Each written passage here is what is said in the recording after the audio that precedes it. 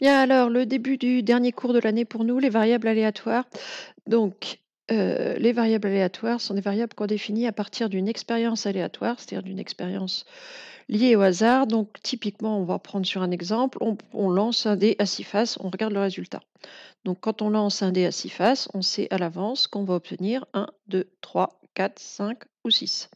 Donc ça, c'est l'univers des possibles qu'on note oméga. Ça, c'est les notations classiques en termes de probabilité. Si je prends l'événement A, j'obtiens un résultat pair. Ben, dans A, je sais que je vais mettre tous les résultats pairs de cette expérience-là, à savoir 2, 4 ou 6. Oups, c'est trop gros ça.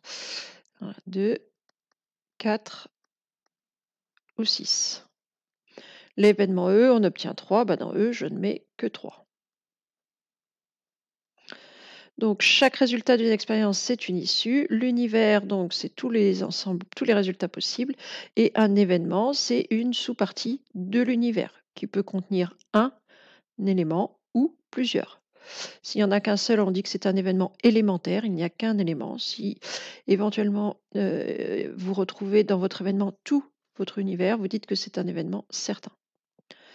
Donc, j'ai mon expérience, mes événements, et je vais associer une fonction, c'est-à-dire qu'à chaque résultat, à chaque issue de mon univers, je vais associer un nombre. Donc ici, je prends je fais toujours mon lancer de dés. Si le résultat est pair, je gagne 2 euros. Si le résultat est 1, je gagne 3 euros. Sinon, c'est-à-dire si le résultat est 3 ou 5, je perds 4 euros. Donc, je vais définir ce qu'on appelle une variable x sur mon univers. Donc, mon univers, c'était 1, 2, 3, 4, 5, 6, qui peut prendre en résultat. Donc, soit je gagne 2 euros, donc résultat possible 2, ou je gagne 3 euros, résultat possible 3, ou alors je perds 4 euros, donc résultat possible moins 4. Et donc, à chaque élément de mon univers, c'est-à-dire à 1, 2, 3, 4, 5, 6, j'associe ici un de ces trois résultats-là. Donc, l'image de 1, donc si j'ai 1, je gagne 3. Donc, l'image de 1, ça va être 3. L'image de 2, 2 est un nombre pair, donc je vais gagner 2. Donc, l'image de 2, ça va être 2. L'image de 3, si j'ai un 3, je perds 4 euros. Donc, l'image de 3, ça va être moins 4. L'image de 4, 4 étant un nombre pair, ça va être 2. L'image de 5, si je obtiens 5, je perds 4, donc ça va être moins 4.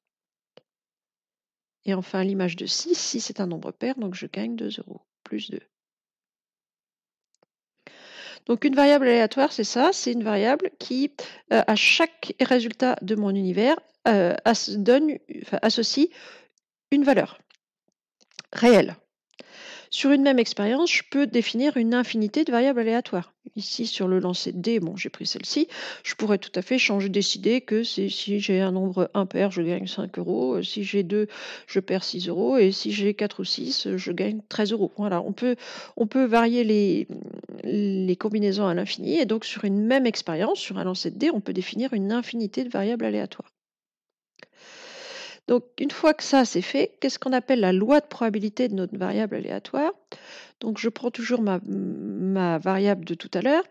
Chaque issue du lancer est égale à, quand je lance un dé, j'ai une chance sur 6 d'obtenir chacune des faces. Donc, chaque issue du lancer de dé qui est probable et vaut un sixième.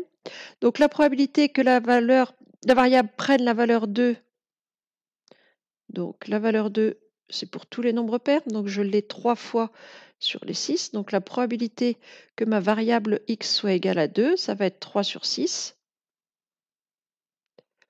Ou encore 1 sixième plus 1 sixième plus 1 sixième. Oui, c'est égal ici.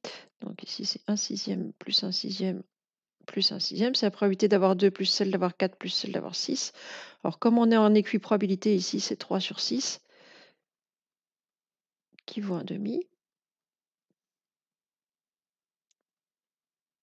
Ma probabilité que ma variable fasse 3, ben ici, si je me souviens bien, il n'y a que le 1 qui donne une variable 3, donc une chance sur 6. Et la probabilité que ma variable fasse moins 4, eh ben, ça va être, c'est quand j'obtiens 3 ou 5, donc 2 chances sur 6, c'est-à-dire un tiers.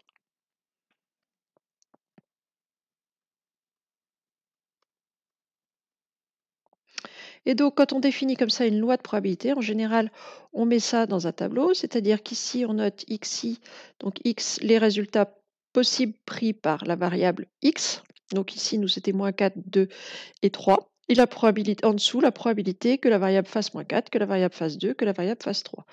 Donc ici, la probabilité que la variable fasse -4, elle est de 1 tiers. La probabilité que la variable fasse 2, elle est de 1 demi. Et la probabilité que la variable fasse 3, elle est de 1 sixième. Donc quand on vous demande une loi de probabilité sur une variable aléatoire, on vous demande ça. En gros, vous mettez votre tableau, les valeurs possibles prises par votre variable et la probabilité que la variable prenne la valeur que vous avez mis au-dessus. Donc, ça c'est la définition qui est donnée là, hein. Oups, pop, pop, pop, pop, je me suis un petit peu enflammée là. Donc si on a une variable aléatoire qui prend les valeurs, donc on va dire x1 jusqu'à xn, on ne sait pas à l'avance combien il y en avoir. Il va y en avoir sur celle-ci, j'en avais 3. La loi de probabilité de x associe à chaque valeur de xi la probabilité que ça se produise. Et on représente ça dans le tableau. En général, la probabilité que x fasse xi, on note ça PI, c'est-à-dire en général, on note x1 P1, x2 avec P2, x3 avec P3, et puis si j'ai 5 tableaux, bah, x4 avec la probabilité P4, etc. La somme des probabilités doit toujours faire 1. Donc ici, sur mon exemple, si j'avais 3 valeurs, donc P1 plus P2 plus P3, c'était... je vais essayer de les remettre dans le même ordre que dans le tableau. 1 tiers plus 1 demi plus 1 sixième.